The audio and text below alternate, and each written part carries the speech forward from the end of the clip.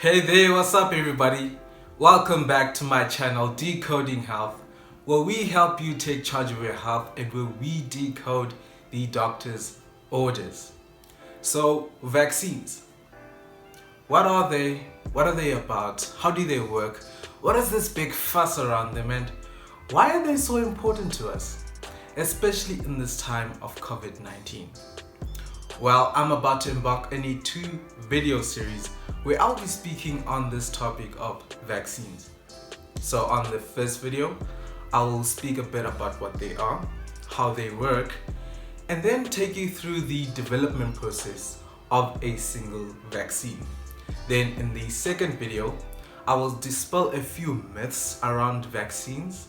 I'll actually give you a bit of information on what the current vaccines that we have achieved for us so far, and then I'll also give you information on the current vaccine choices and vaccines that are available for you to use at your disposal. So I'd like you to understand that the topic of vaccine is one that is abstract, one that is broad, and one that is actually quite complex. But what I try to do is I try to summarize it in a way that it is as succinct as possible, while trying to simplify it for you to better understand. So let's cut the chit chat and let's just get straight into it.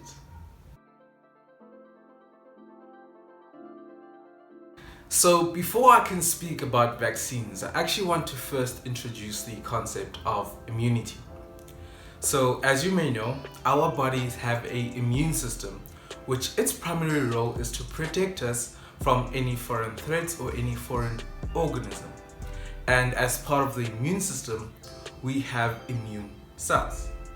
And the details of individual immune cells I won't actually get into in this video, but what you can sort of compare them to is our defense forces in the form of police, security officers, and the army. So their operation is somewhat comparable to these defense forces. So in the event that a foreign organism, whether it is a bacteria or a virus, when that enters the body, our immune system has surveillance cells, which their primary role is to detect a foreign threat and therefore now to send out a signal to the rest of the immune system now to mount an immune response. So you can sort of compare these surveillance cells to a patrolling policeman or a security officer. So now when these surveillance cells now detect this foreign organism, for example reasons, let's say it is a virus. So when they detect this virus, what they will do is that they'll send out a signal to the rest of the immune system, now come into that space and mount a response. So other immune cells will come into that space and perform various tasks in trying to kill and eliminate this virus. And one of the tasks that I want to focus on is that immune cells take a little fragment of this virus, and this fragment is what the immune system will use to detect this virus and also to build memory. This fragment in fact is a protein that we call an antigen. And you can sort of compare an antigen to a fingerprint that detectives use to remember a certain individual and also to identify them. So after now this fragment or this antigen has been sampled, the immune system does another thing, and what it does is that it develops specialized cells that are specific to that specific antigen. And obviously remember, an antigen represents a single virus. So the immune system will build a specialized cells, or specialized, you can compare it to like a specialized unit to that specific virus. And these specialized cells are what we call antibodies. So for each antigen, they are antibodies. And these antibodies are specialized cells which their primary role is to kill and eliminate this virus. But obviously this happens in the first time that this virus enters the body. And because in the first time the immune system has not had antibodies yet, you don't have, immunity. So having immunity means that you have antibodies to a specific organism. And those antibodies are very efficient and very quick at eliminating a certain organism. But it also depends on how strong your immune system is in fighting it. So now this is important because let's say this virus was one that was quite deadly. And when it invaded the body for the first time, the immune system obviously didn't have any antibodies. And obviously, well, if it was quite dangerous, it could have made that patient or that person quite ill and sick. And in some cases, it could actually prove fatal. And so, but when the body has antibodies, when that virus comes for the second time, antibodies can be sent real quickly. They can eliminate it and kill it before it can even make a person ill. And as I said, this is important for very fatal diseases. And one of them that we're seeing currently is COVID-19, where our bodies, our whole population does not have any immunity, does not have any antibodies to it because it is foreign. We've never seen it. We've never had the chance to develop any antibodies. And therefore, when it comes, even though our immune systems are really trying to fight it hard, but this virus is quite strong and quite smart, and it can cause serious illness and actually can prove fatal. And that is also especially in other individuals who have weakened immune systems, and that I'll speak about in the second video. So now, having introduced the concept of immunity, I would like to tell you about the two types of vaccines that we have. So we have live attenuated viruses or live attenuated vaccines, and then we have inactive proteins. So a live attenuated virus is basically a weakened form of a single whole virus. That virus has no activity, it is not active, but in a single shot you are given that weakened form of the virus. And then inactive proteins, what they are is like you're essentially given those proteins that the immune system will recognize and build memory to, and obviously build antibodies to. So you're essentially given a antigen.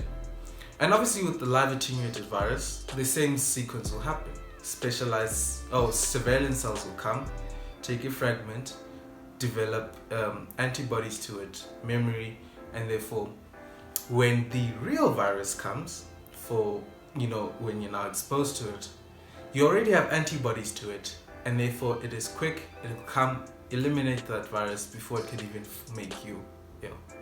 And that's how vaccines essentially work, and that's how they build immunity for us. So now, to wrap up this talk on vaccines, I actually want to now go through the development process of a single vaccine. And this involves 6 different phases. So the first of these is called the research and exploratory phase. So what happens in this is that a vaccine developer will first need to isolate the virus of focus, and then what they'll need to do is do research on it, and then develop that live attenuated vaccine, so that weakened form of that whole virus. Or if they're going the route of inactive proteins, they'll have to develop that. So basically they're developing this vaccine. Then they can move on to the second phase, which is called the preclinical trial phase. So it's before the clinical trials. And what happens here is that the vaccine developers will now take that developed vaccine and test it in the lab, and also test it in animals. So this is what's called animal studies.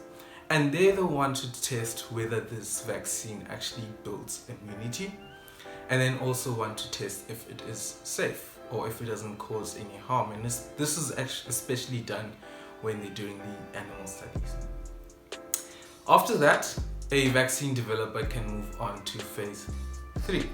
But before they can do that, they actually need to seek approval, and they have to send in their results to the FDA, which is the Food and Drug Administration, and then seek approval to actually move on to phase 3, which is the clinical trials.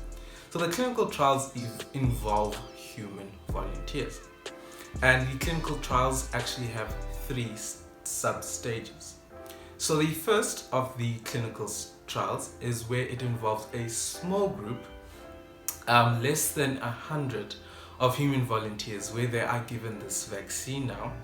And what they want to test is to see how this vaccine actually responds and actually, works in humans. And then, so basically they're trying to see how, it actually behaves in humans.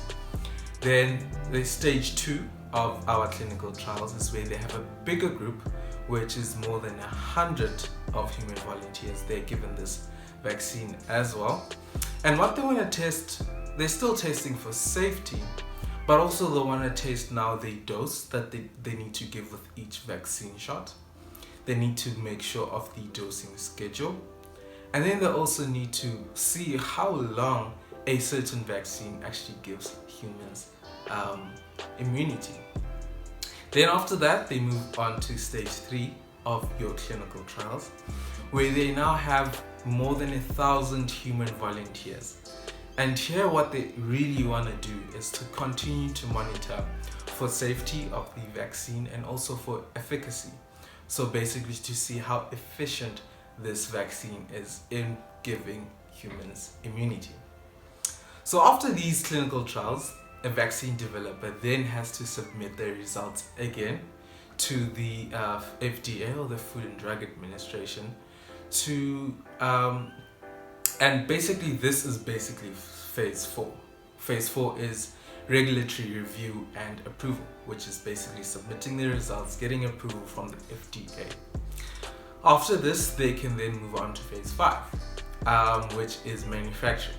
And a vaccine developer then looks for a lab or a big factory where they can now manufacture this vaccine in large amounts and then roll it out into a population. After this, they move on to phase 6, because it doesn't end just by rolling it out. What they have to do is phase 6, and which is called quality control. And quality control is where they monitor this vaccine in the rolled out population to make sure that it is actually performing at the level that they actually anticipated, and also to make sure that it's actually safe and that it is efficient in actually providing immunity. And in those 6 simple phases, that is in a nutshell the development process of a single vaccine. And that actually, folks, concludes my first video on vaccines. So if you have any questions, any suggestions, any comments, please feel free to drop a comment in the comment section down below. And don't forget to like and subscribe, and please share this video with a friend. Please share it with others who you think might benefit from hearing about vaccines. Otherwise, this is Lungile Hlatshwayo, here to serve you, to know better, to do better, and obviously to feel better. We are Decoding Health.